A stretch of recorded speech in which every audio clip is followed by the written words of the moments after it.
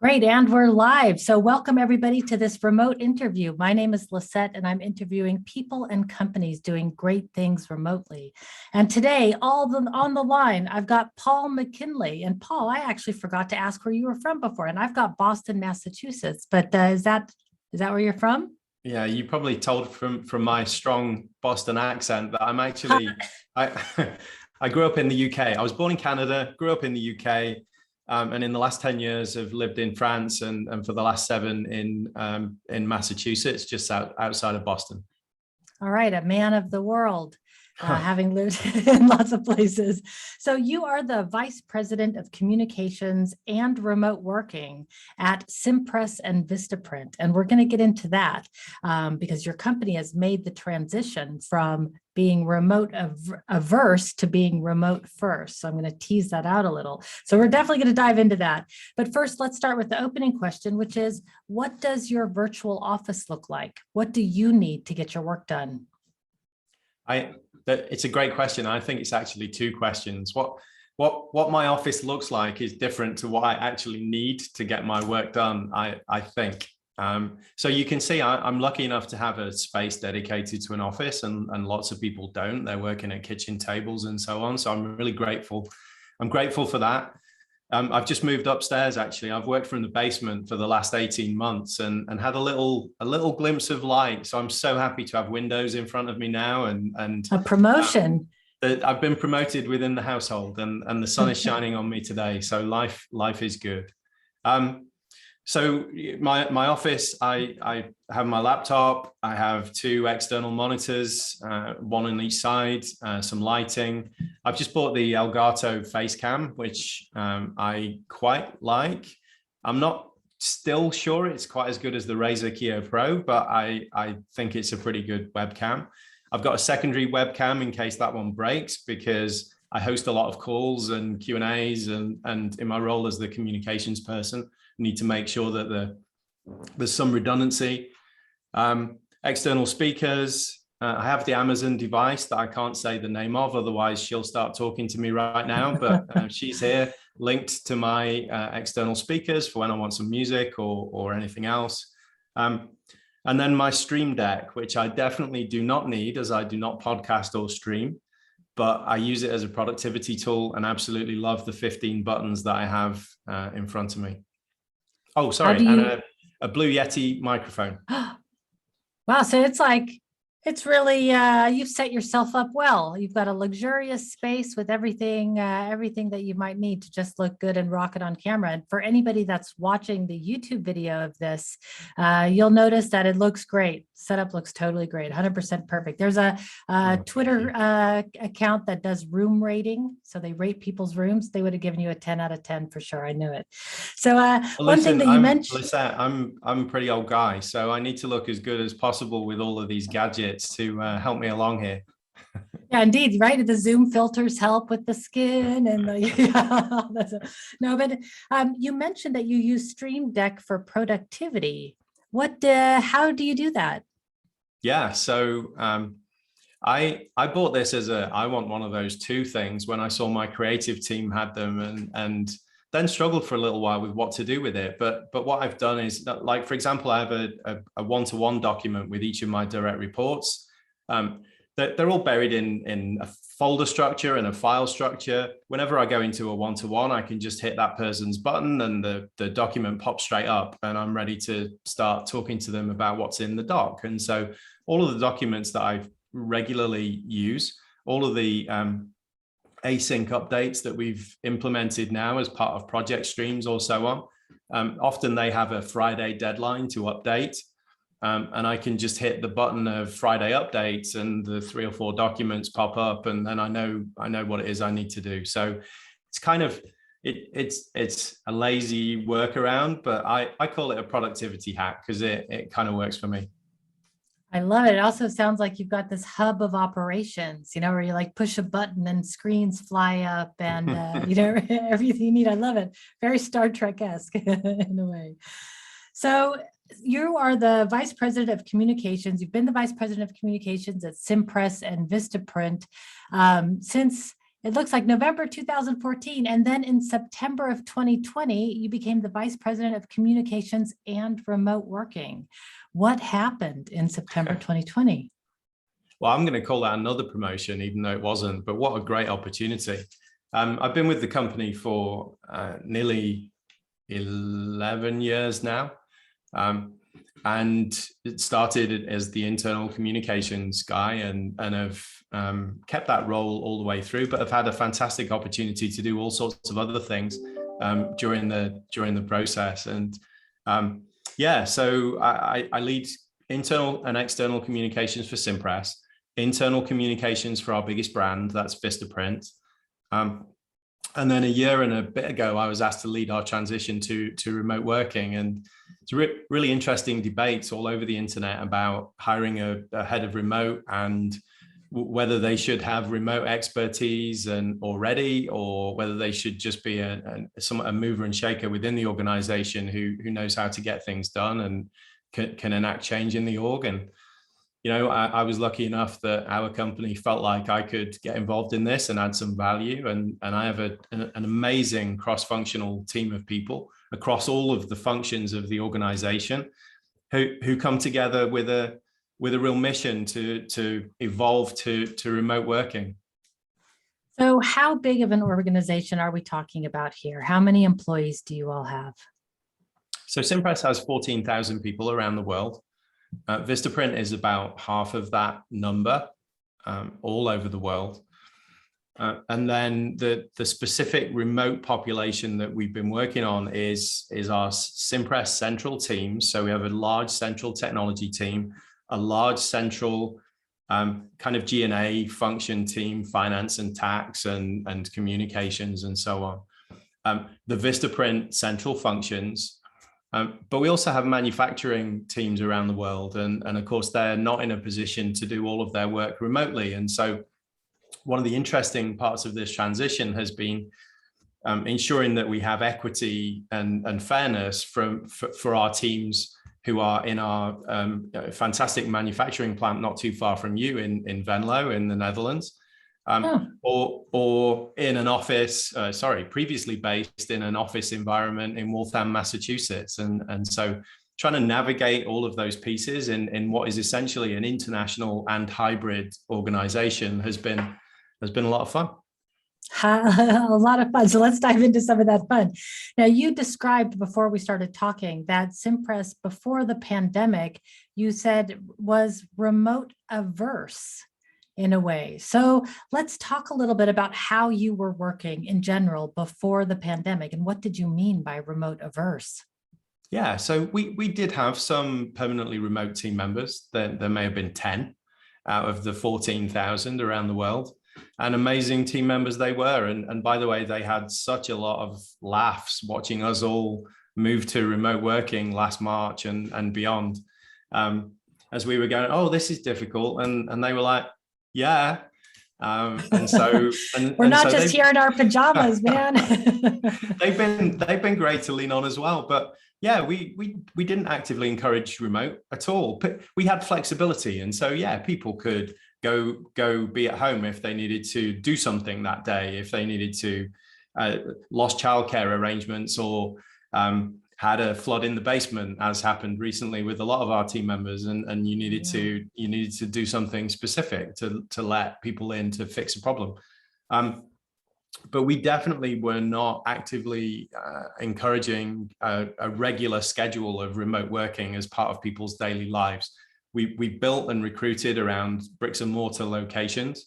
We had 45 of those around the world in all sorts of different countries, and our recruiters were very focused on, and our managers, our leaders, it wasn't our recruiters, our leaders were very focused on recruiting into existing intact teams. Those teams were international, and so it wasn't like everyone was in an office in Berlin and only ever talked to the people in Berlin, but everyone was in an office somewhere.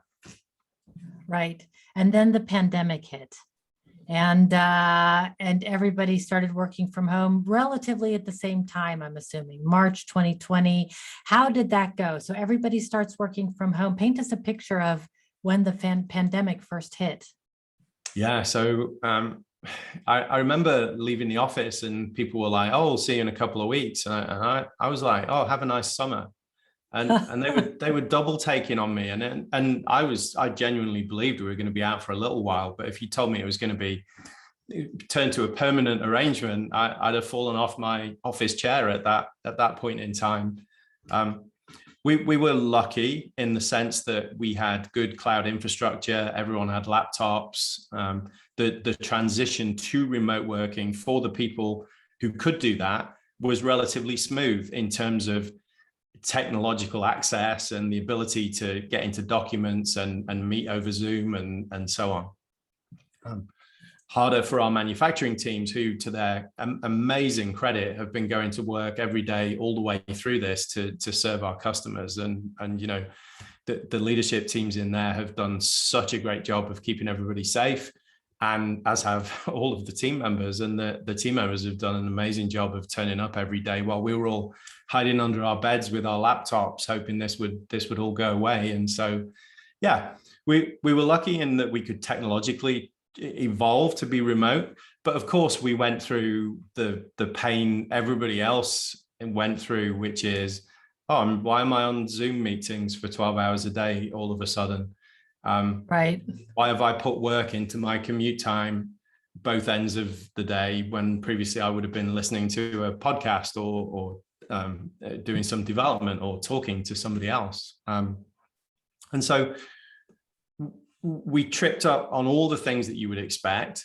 Thankfully, our team members were just throwing themselves into this and were reporting that they felt super productive in this work from home state. By the time we got to May, a survey of 1,000 of our team members showed that 60 wanted to return to an office full time at any point in future, post-pandemic, not during pandemic. And so that's relatively in line with other statistics I've seen from other surveys. About 6% of people thought, I really want to be in an office 5 days once they'd done a couple of months of this.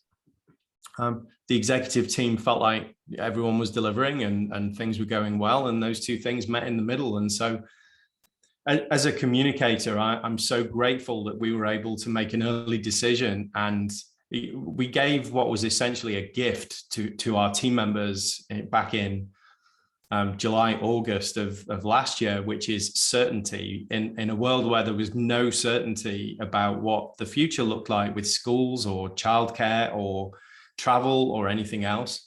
We were able to say, we're going to move to permanent remote working for those whose roles enable that, which has no funny small print. It's like, if you previously worked in an office, then of course you can work full-time remote if you want to work full-time remote. And excuse me, everything since then has just been trying to build infrastructure, revisit every tool, every process, everything we do in our organization to make it work, not for an office first flow, but for a remote first flow. So with 14,000 employees and with most people wanting to work remote some amount of time, it's not like 6% wanted to go to the office full time and 94% wanted to be remote 100% of the time, right? I'm assuming there's some amount of people in between that wanted to do some days at the office and some days remote. What happened to the office space? How much office space did you keep? What happened to the office? I guess is my question. It's a great question. So one of the things we did when we announced this decision was we said, we see in-person collaboration as part of our future. This is not goodbye. This is absolutely not, you will never see your colleagues again. We will be very deliberate about bringing people together, either managers deciding to bring their teams together or leaders deciding to bring large organizations together when we can at the right points in time, and to enable great social interaction, to build trust, to make sure that in all of the times in between that in-person collaboration, we're able to do our work in the way that we would like to be able to do our work together. And so with that in mind, the real estate team have done a phenomenal job I mean, we've obviously got long-term leases in some places, which we've had to either live with or sublease or find alternate solutions for. But yeah, we've significantly downsized in many places. We've gone to co-working locations in some of our smaller hubs where there's 50 or so team members. But in the places like Barcelona and like Boston, where we had a large number of team members, where we still have a large number of team members, we've downsized the office spaces and redesigned them as collaboration spaces. And so much more open plan, collaborative, social, whiteboarding, sofas, beanbags, all the stuff that people want to do. I mean, I heard a great description, it's not mine, from someone who was doing something similar, who said, the only reason I would go to one of these hubs is if I could leave my laptop at home and go. And I really like that as a concept for why would I go? I'm going to connect.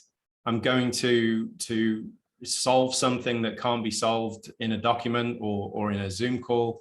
I'm going because I want to reconnect with my team. I just love the idea of only going if you can leave your laptop at home. You know, I am hearing stories of people being mandated to go back to the office a certain number of days per week. And then when they get to the office, they and the colleagues who are there spend the day on video calls with the colleagues who didn't happen to come in on that day. And it's you know, it's like it's people trying to do the right thing, but in the wrong way is sort of what that comes down to. How did you guys deal with who wants to come into the office and who wants to stay home? Did you have any mandates? Did you let everybody decide for themselves? What was that process like for you? Yeah, so again, I'm talking about the team members who can work from home when I answer this, not our manufacturing team members or some of our contact center team members who, with additional data privacy complications, struggle more to have a good home environment to be able to do their job, although we are working actively to try and make sure that they can take advantage of work from home as well. But for those team members who have roles where they can be full-time remote, we haven't done anything other than say, you should work in the place where you're most productive. And if that's in one of our collaboration centers, then cool, here's how you book a space. And if that's in a coffee shop or in your basement like me or wherever, then that's what you should do. I saw a quote from one of the biggest companies in the world, a big tech company. The CEO said, we're requiring our people to be back in the office 3 days a week, and the other 2 days a week, they can work where they do their best work.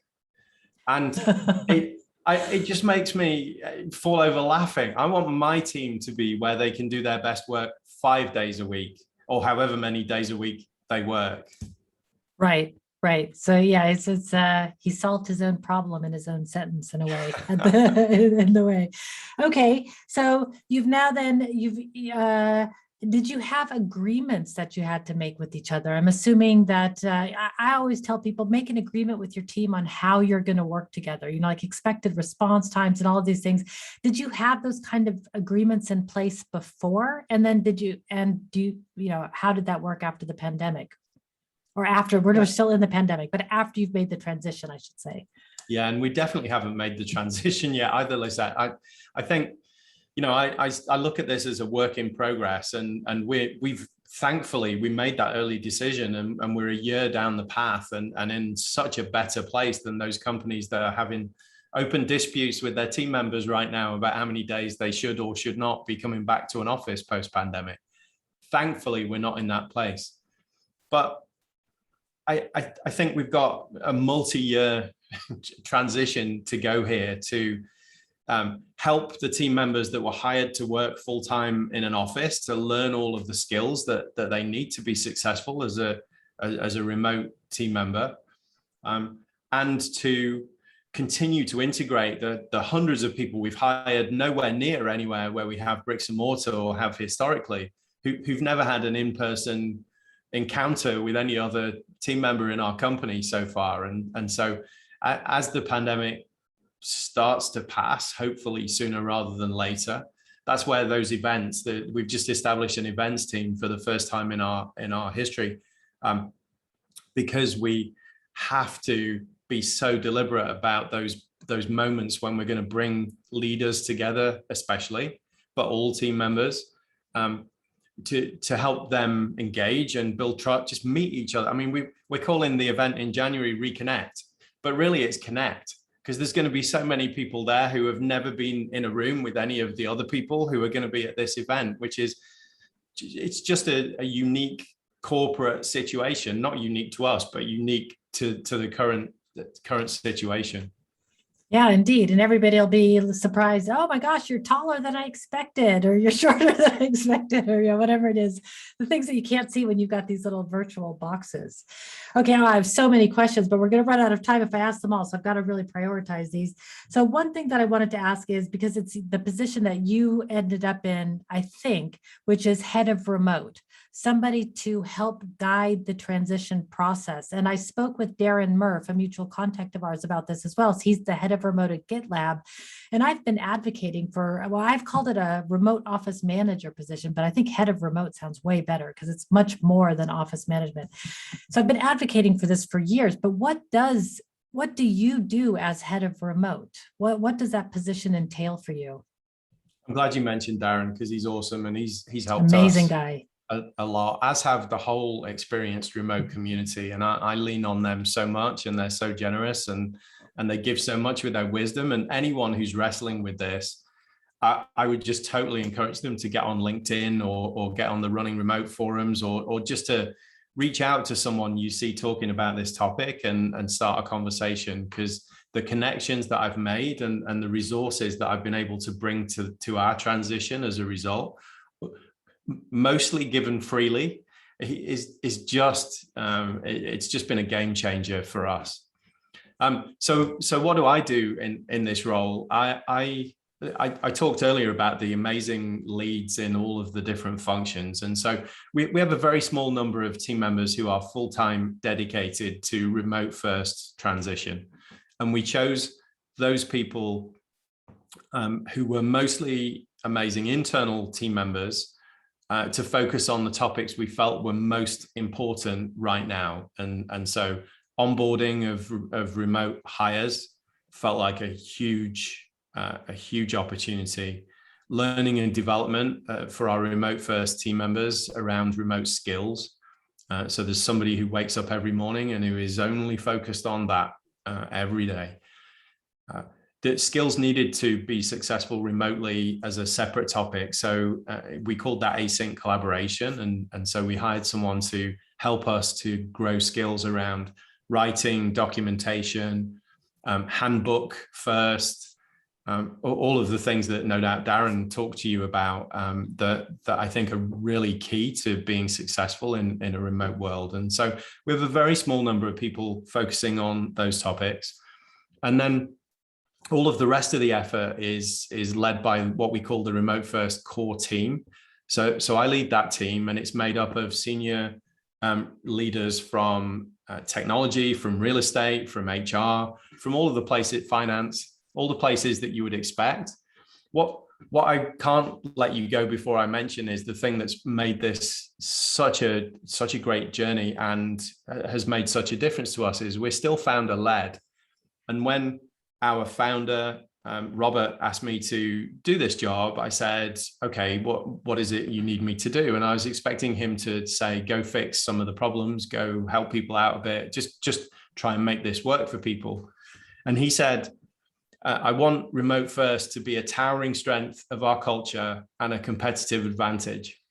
And just by naming those words, it just upped everybody's game and everybody's expectation of what everybody needed to do in this space. And so that team has been like a wave of energy through every process and tool and just every point in the employee experience journey to try and make it a towering strength of our culture. And just by asking that question against everything, does this contribute to a towering strength of our culture? And if not, let's change it. It creates a lot of change. So that's been amazing. And my role is to try and keep all of that in focus, on track, to represent it upwards to our executive team and to the board, to advocate for the things we need to be successful in that mission. Not that I need to advocate that hard, because they're all so committed and so strongly behind this as a move. So yeah, in a nutshell. So one of the things that comes up, I mean, what a vision, really kudos to your founder for expressing it in such a way, because I felt chills really when you said it. I read it on the internet too, but when you said it, I was like, oh, that's amazing. So I really felt that. But one of the things that seems to suffer when we go remote in this way is team building, right? The sense of like a loyalty around the organization, a collaborative mission that we're doing together. When we're working together in an office, that sense is really alive and vibrant. And when we go online, it tends to be a little bit more disconnected. How do you guys keep that spirit of team alive across the organization? I mean, 14,000 people, that's a lot. I have a slightly different perspective. I don't think our culture was ever based on a piece of real estate, and we were always international. Back in the 1950s, maybe everyone in a company went to the same location every single day and could all stand in front of the CEO on a soapbox in the same room and hear the same thing and go for a drink together afterwards. And maybe that was something different.